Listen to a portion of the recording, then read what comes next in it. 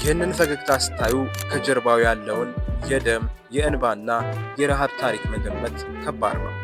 ይህ ሰው በዓለም ላይ ካሉ እጅግ ጨለማ ቦታዎች ተነስቶ ለዓለም ብርሃንን የሰጠ ጥበበኛ ነው። ዛሬ የምናወራው ስለ አንድ የሙዚቃ ሰው ብቻ አይደለም።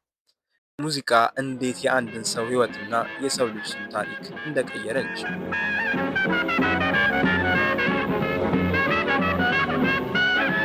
የባለ ታሪካችንን ማንነት ለመረዳት ወደ ነሐሴ 4 1901 ታይም ትራቭል አድርገን እንሂድ።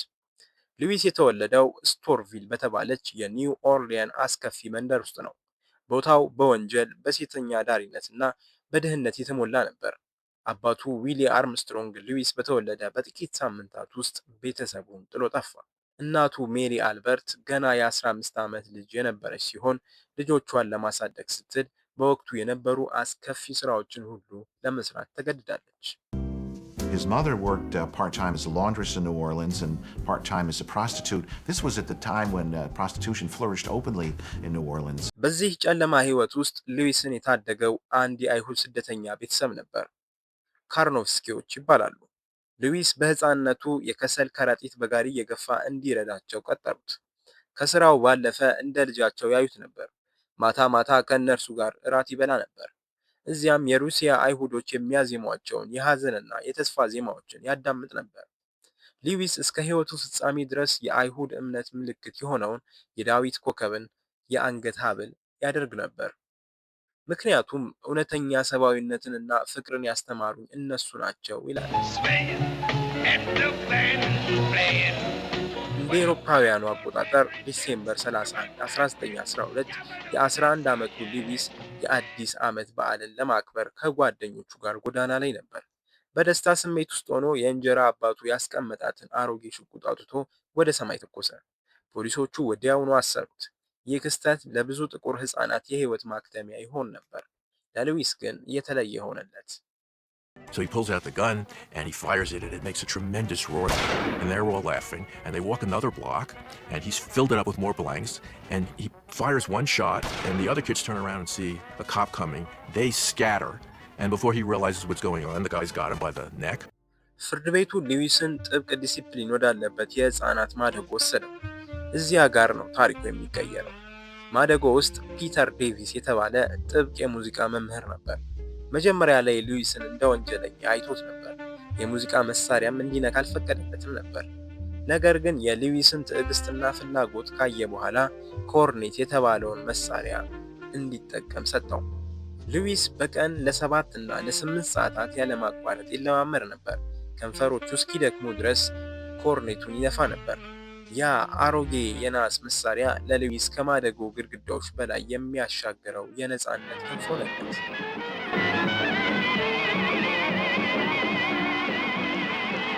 ከማደጎ ከወጣ በኋላ ሉዊስ በኒው ኦርሊያን የምሽት ክለቦች ውስጥ መጫወት ጀመረ።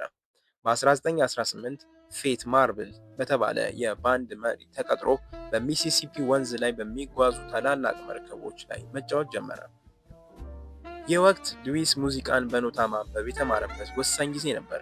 መርከቦቹ ከደቡብ ወደ ሰሜን አሜሪካ በሚጓዙበት ወቅት ሉዊስ በተለያዩ ከተሞች ያሉ የነጮችንና የጥቁሮችን ሙዚቃ ያጠና ነበር። የእሱ ዝና ቀስ እያለ ማደግ ጀመረ።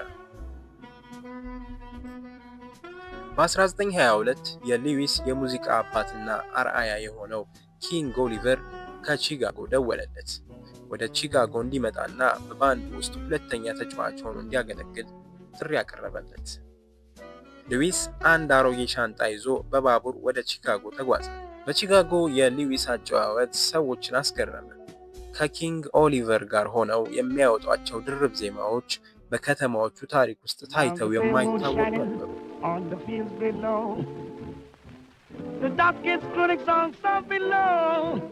You needn't tell me, boy, because I know, oh, babe. እስከ When I sleep it down 1925 ድረስ downtown. የጃዝ ሙዚቃ ማለት መላው ባንድ በአንድ ላይ የሚጫወተው የጋራ ሙዚቃ ነበር።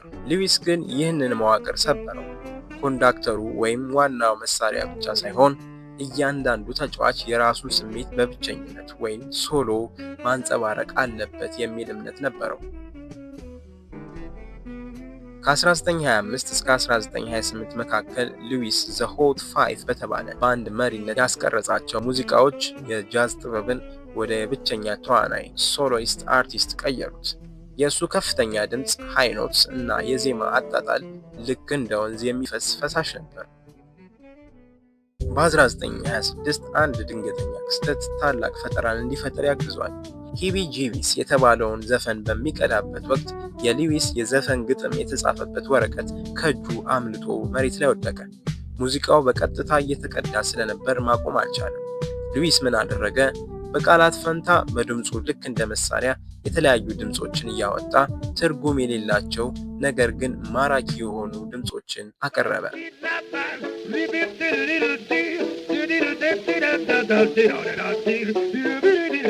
ይህ አደጋ ስካት ሲንጊንግ የተባለውን አዲስ የዘፈን ስልት ወለደ። ዛሬ በፖፕ፣ በሂፕሆፕ እና በአር&ቢ ሙዚቃ ውስጥ የምናየው የድምፅ መጫወቻ መሰረቱ ያ የወደቀ ወረቀት ነበር።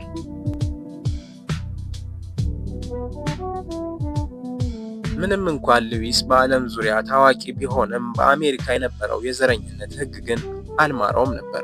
በታዋቂ ሆቴሎች ውስጥ ሙዚቃ ተጫውቶ ሲያበቃ በኋለኛው በር እንዲወጣና ጥቁሮች ከሚገቡበት ሆቴል እንዲያድር ይገደድ ነበር። እንደውም በ1957 በሊትል ሮክ ጥቁር ተማሪዎች ወደ ትምህርት ቤት እንዳይገቡ ሲከለከል ሉዊስ ዝምታውን ሰበረ። የአሜሪካን መንግስት በይፋ ወቅሶ የነበረውን የውጭ ሀገር ጉብኝት ሰረዘ። ይህ ለጥቁር አርቲስት በወቅቱ እጅግ አደገኛ ውሳኔ ነበር።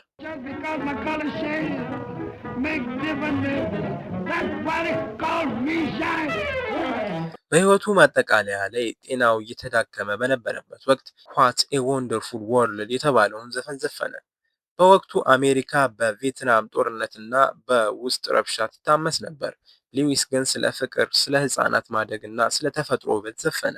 ይህም በጦርነት ውስጥ እንኳን ቢሆን የማይበገረውን የሰላም ፍቅሩን ያሳየበት ነበር።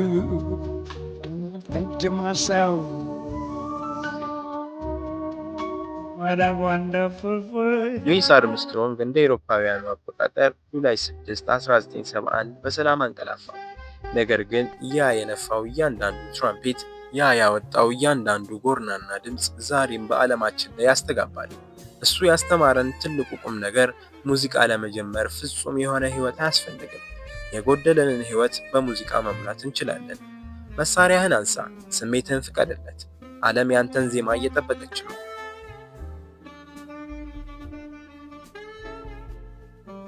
ይህ ታሪክ ከተመቻችሁ ላይክ እና ሰብስክራይብ ማድረግ እንዳትረሱ። አስተያየታችሁን በኮሜንት መስጫው ስር ጻፉልን።